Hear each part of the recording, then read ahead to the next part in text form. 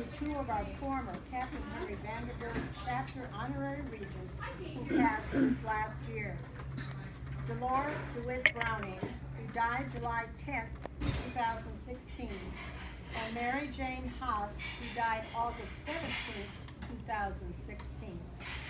Today's memorial service is not to be confused with the chapter memorial service held in May for all members who passed in that year. For all the new members, we usually conduct the service at the funeral home. But it was decided that when a former regent dies, we will pay homage to them in January at the start of the new year. Since we started having memorial services in 2006, there have now been 3 honorary regents who have passed.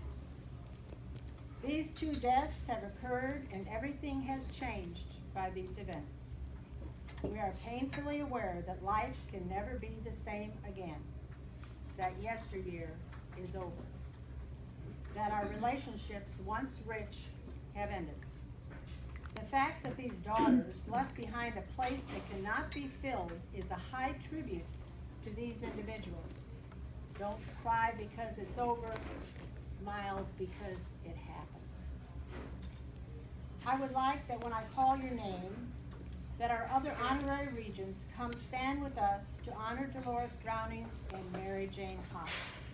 I will call you in honor of your service, and instead of standing up here and blocking these 2 tables, I would ask that you stand in a row out there, okay?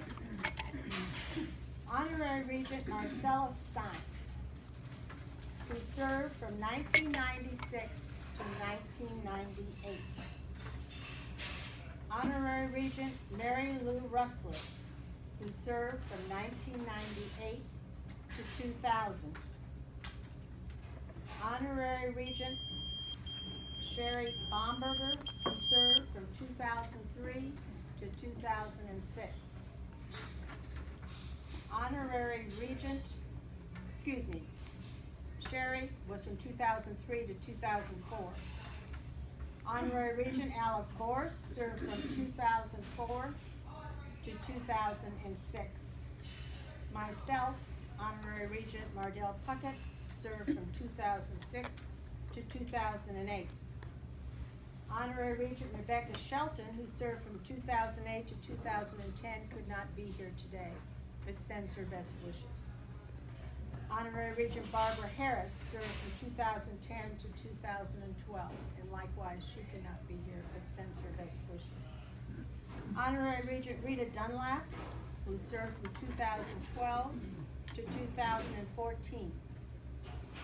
Honorary Regent Susan Hanson, who served from 2014 to 2016. And our current Regent, Heather Johnson.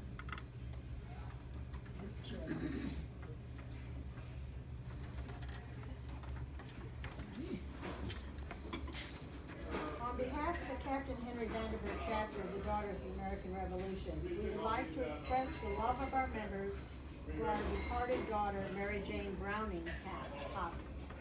Mary Jane joined the Daughters of the American Revolution on October 15, 1976.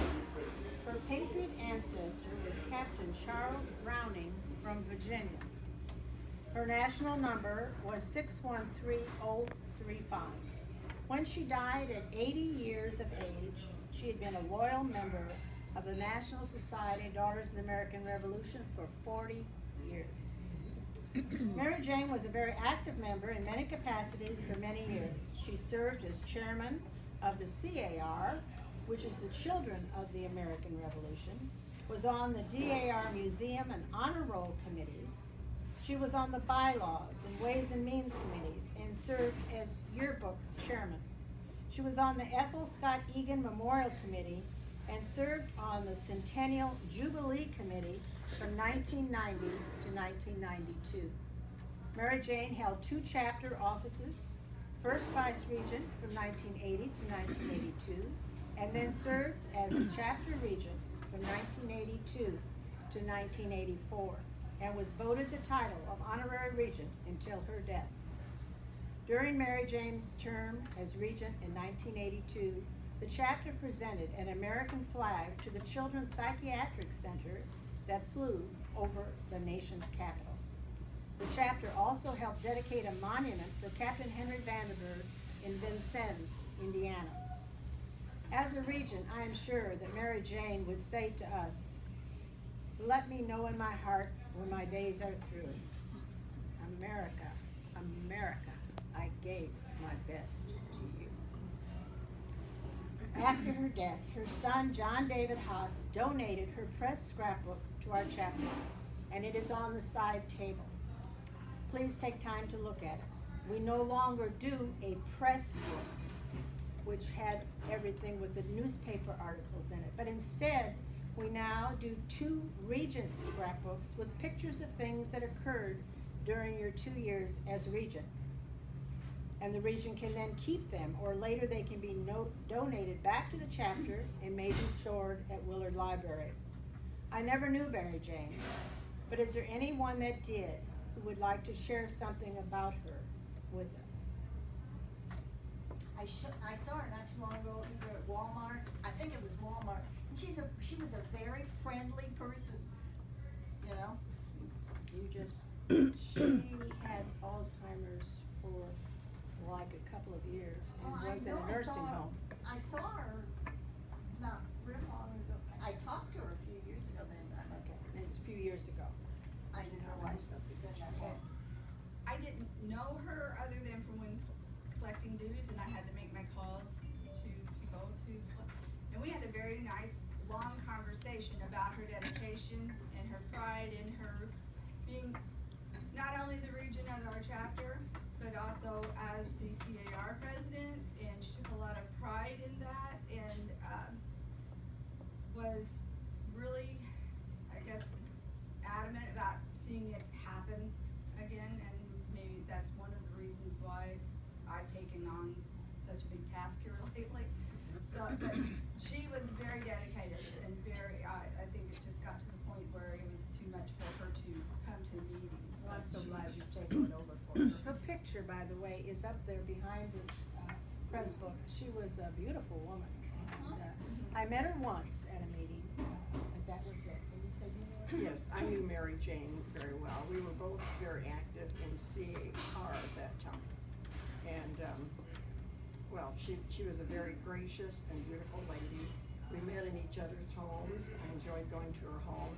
Those were lovely times. Yes, Mary Jane she was a wonderful lady. Anyone else? See, that's what happens when you get old and people that are now in the chapter don't know you. That'll happen to all of us, I'm afraid. I remember. Sorry. Now on behalf of the Captain Henry Vandenberg chapter of the Daughters of the American Revolution, we would like to express the love of our members for our departed daughter, Dolores Eileen DeWitt Browning, who we all call Dee. Dee joined the Daughters of the American Revolution June 7, 1979. Her patriot ancestors were Reuben Davis from New Hampshire and Robert Allison from Pennsylvania. Her national number was 637439. When she died at 93 years of age, she had been a loyal member of the National Society, Daughters of the American Revolution, for 37 years. Dolores Browning was a very active member in many capacities for many years, even after she no longer held a chapter office. Dee served on chapter committees, such as being the audit chairman, was on the bylaws, ways and means, and yearbook committees. She was a chairman of the Centennial Jubilee Committee and on the Ethel Scott Egan Memorial Committee. So Dolores and Mary Jane both served on the same committee. Dee served on the chapter national committees as chairman of the commemorative events and Constitution Week for as long as I knew her, and she gave her last report this last year. And she was a chairman of the Public Relations and Media Committee. She served as the following chapter officers: recording secretary from 1984 to 1986, second vice from 1986 to 1988, first vice from 1988 to 1990, and then as the chapter regent from 1990 to 1992, and was voted the title of honorary regent until her death. Dee's children, Dr. Mark Browning, Charlene Spear, Rebecca Carter, and Jeannie Hester, are all with us today. On May 10th, 2007, the chapter gave Dee a surprise tribute, along with her husband Charles, children, and friends in attendance, where we gave her a plaque for her dedication to the research and placement of historical markers in Evansville. There were 8 in all. She also received a proclamation from Mayor Weinzapple proclaiming May 10th, 2007, Dolores DeWitt Browning Day. Please see the pictures of the tribute that are in my regent's scrapbook over there on the side table. The 8 markers are as follows from 1990 to 2008 and listed in the back of our chapter yearbook. In 1990, the historical marker honoring the pioneering McAllister family in Wesselman Park. It's when you first drive in and just before you get to the park, it's on the right. In 1996, the historical marker for the Matthew W. Foster home on Southeast 2nd, honoring Matthew W. Foster, his son John Foster, Secretary of State and Ambassador, and John's wife, Mary Park Foster, 3rd President General of the National Society, Daughters of the American Revolution. In 1997, the historical marker and Yoshino cherry trees honoring Mary Park Foster were planted at the pagoda in Evansville. In 1999, a small historical marker under a Yoshino cherry tree at the gravesite of Mary Park Foster in Oak Hill Cemetery.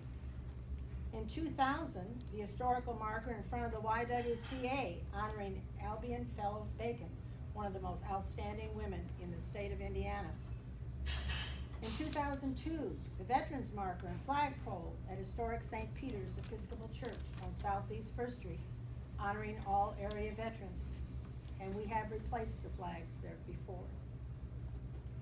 In 2005, the historical bronze plaque in the lobby of the Civic Center, Northwest Martin Luther King Jr. Boulevard, honoring Captain Henry Vandenberg. When you go in to the Civic Center, it's right to the right on the wall. In 2008, the historical marker featuring a bronze book on the grounds of Willard Library, honoring Willard Carpenter, community leader, philanthropist, and benefactor. I was and am so proud of this one, as I was regent at the time and enjoyed working with Dee on this marker. It is the last one she did, and she paid for a large portion of it. The next time you go to Willard, look for it at the right of the stairs when you enter the building. In the summer, the library plants flowers around it. It is just beautiful.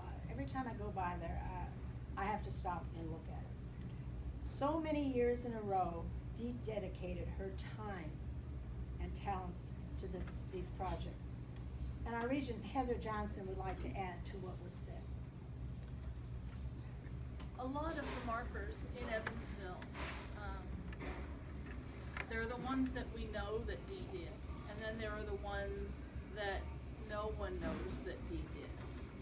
That she saw to it that things got done anonymously. She didn't care whether someone knew that she was the one that was spearheading things. She just knew that there was something that needed to be done. She very graciously gave the chapter $5,000 for a marker that I understand she already has working, and we'll get that one up and going soon. But I can tell you from personal experience that Dee would look at you and she would say, I don't understand what the problem is. You know, you can do this. What is the problem? And if she looked at you and said that, you believed it, okay? I'm standing here because you believed it. She made a point of seeing to it that things got done, whether everyone knew she did or not, but she got it done. Thank you. Dolores, Eileen, DeWitt Browning truly loved the daughters of the American Revolution. And as a regent, Dee would also want to say to us, let me know in my heart when my days are through. America, America, I gave my best to you, and that can truly be said of you. Before we go on, is there anyone who has a memory of Dee that they'd like to share? Well, you know, Dee was really a special lady. We all know she was just such a classy lady, and when she was regent, I believe she was the centennial celebration regent. And then when you are regent and you become the chairman of the nominating committee, and so she came to me and wanted me to serve. And I says, oh Dee, I could never be like you and all of your staff. I said, you're so professional. Well, you know, she didn't take no for that. She and I could see it in her eyes. She said, come on, Mary Lou. So she gave me a lot of encouragement, which then of course I did become regent. And another thing about Dee, you know, I was so fortunate to work with her on some of the markers.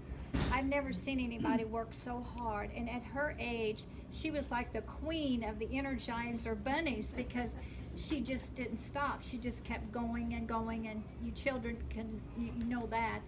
And I admired her so much for that, and I remember her for those things.